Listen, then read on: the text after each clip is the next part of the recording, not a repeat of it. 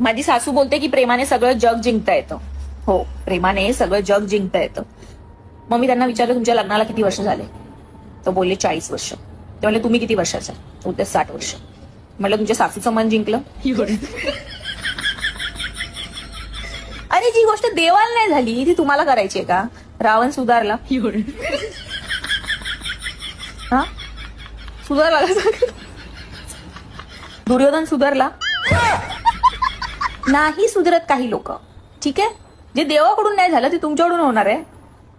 कशावरून तुम्ही बोलता चांगलं वागत राहा, चांगलं वागत राहा? काही ठिकाणी जसाच तसं वागावं लागतं, नांगे मोडावे लागतात, कारण माणसं नाही सुधरत.